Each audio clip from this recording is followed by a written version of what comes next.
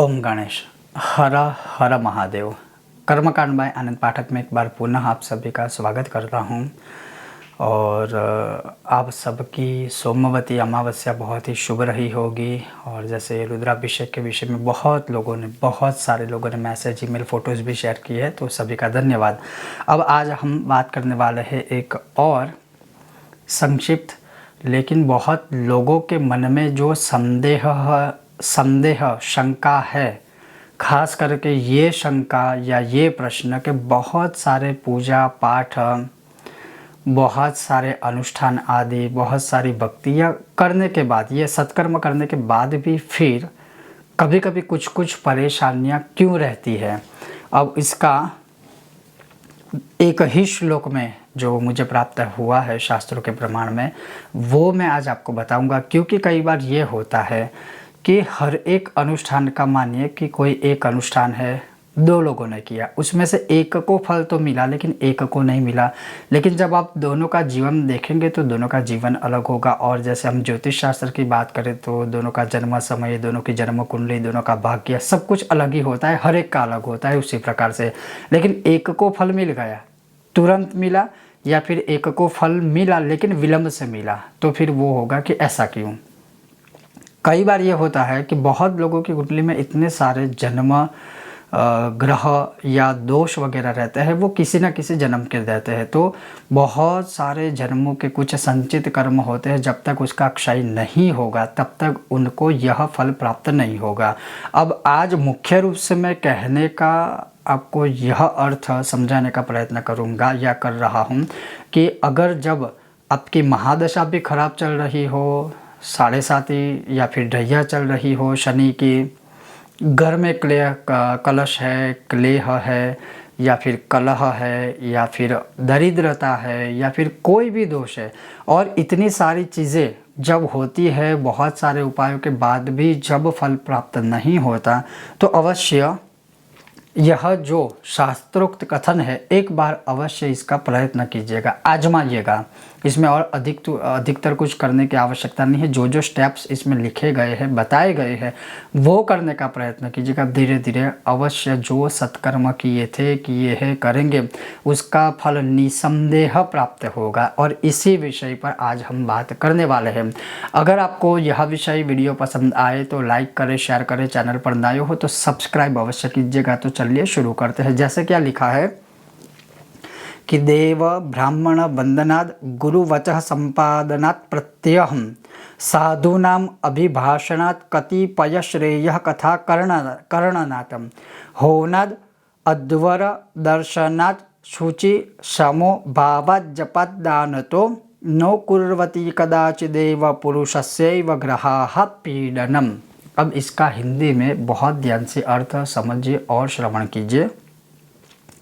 जब किसी मनुष्य की ग्रह दशा खराब चल रही हो, उसमें दशा भी खराब हो या फिर अंतर्दशा, प्रत्यंतर दशा भी अगर अच्छी नहीं हो, तो ग्रह दोष की शांति अवश्य करनी चाहिए। अपने इष्ट देव, जिन भगवान को आपने अपना इष्ट देव माना है, बनाया है, तो उनकी अधिक से अधिक पूजा कीजिए। इष्ट देवता को प्रसन्न करने का प्रयत्न कीजिए। ब्राह्मणों को, साधु संतों को, माता पिता को अवश्य खुश रखिए, प्रणाम कीजिए, नमन कीजिए, नमस्कार कीजिए। गुरु की आज्ञा का अवश्य पालन कीजिए, गुरु की आज्ञा का अवलंघन मत कीजिए। अधिक से अधिक सत्संग कीजिए। कुमार्गे अर्थात कोई भी गलत रास्ते पर मत चलिए। कथाओं का श्रवण कीजिए। सूर्य आदि नवग्रह है, उनके मंडल अर्थात चौकी स्थापन लगाकर सभी ग्रहों की, 9 के 9 ग्रहों की शांति एक साथ कीजिए।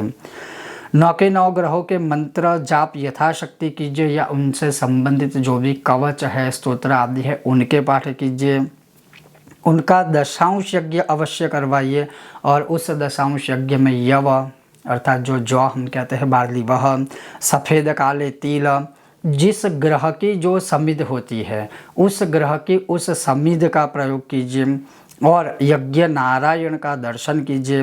मन की शुद्धि हेतु, तन की शुद्धि हेतु, आत्मा की शुद्धि हेतु, और जो कोई भी हमारे ऐसे कर्म है, कुकर्म है, चाहे वो किसी जन्म के हो, चाहे वो इस जन्म के हो, उसका क्षय हो, उसके लिए अंत में प्रार्थना कीजिए।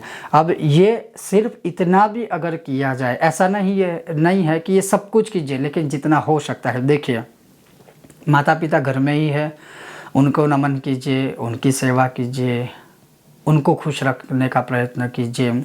गौ माता को, ब्राह्मण को, अपने जो भी शुक्ल है या जो भी आपके पंडित जी है, उनको खुश रखने का प्रयत्न कीजिए। मतलब खुश रखने का मतलब है एटलीस्ट एक सत्कार, आदर, मान सम्मान दीजिए।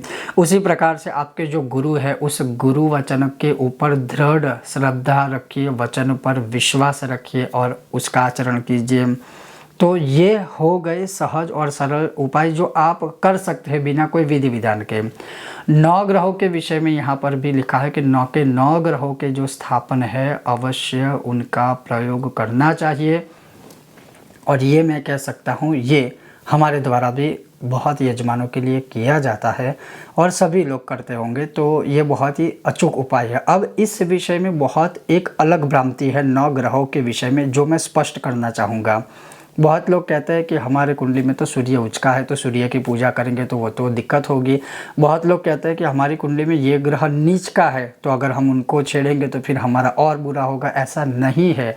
ग्रहों की शांति हेतु आप ये कर सकते हो। हाँ, जब कोई ग्रह युति में है, कोई ऐसी अवस्था में है, तब एक अलग विषय है।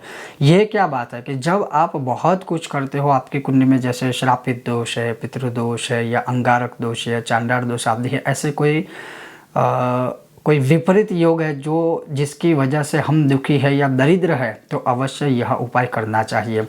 और उसमें और एक शब्द को आप नोटिस कीजिए कि जो ग्रह है उस समिध से यज्ञ करने से वह ग्रह प्रसन्न होंगे। जैसे सूर्य ग्रह है तो उनके यज्ञ के लिए, उनके मंत्र जाप के पश्चात जब दशांश यज्ञ किया जाता है, उस समय पर हम आक की समिध का प्रयोग करें, तब जाके सूर्य भगवान प्रसन्न होंगे। क्योंकि हमारे शास्त्रों में सूर्य के लिए आक की समिधा का ही प्रयोग लिखा हुआ है। हाँ, ऐसा नहीं है कि हम कोई बाकी पवित्र वृक्ष की जो काष्ठ, जिसे देसी भाषा में लकड़ी कहते हैं, वो प्रयोग नहीं कर सकते हैं। ऐसा नहीं है कि हम दूसरे कोई पवित्र वृक्ष की जो समिध होती है वह प्रयोग नहीं कर सकते। लेकिन जिस ग्रह के लिए पर्टिकुलर जो वृक्ष या वनस्पति लिखी है, अगर उसका हम प्रयोग करेंगे तो निसंदेह इसका फल मिलने से कोई रोक नहीं पाएगा। और अभी आजकल अगर सब यह क्वेश्चन है, प्रश्न है कि फल नहीं मिल रहा है, तो कहीं ना कहीं ऐसे अदृश्य जो हमें पता नहीं है, अज्ञानतावश होकर वह कारण भी होते हैं जिसकी वजह से हमें वो फल प्राप्त नहीं होता है। तो ये भी बहुत आवश्यक ध्यान में रखना है। तो हर एक भगवान की स्थापना, पूजा आदि की जाती है, तो उसमें पर्टिकुलरली वही ग्रह के लिए वही अन्न लिखा है, उसी अन्न से स्थापन चौकी लगाई जाएगी, उसी ग्रह के अनुसार उसी रंग का कपड़ा बिछाया जाएगा, और फिर ये एक प्रॉपर प्रोसेस है।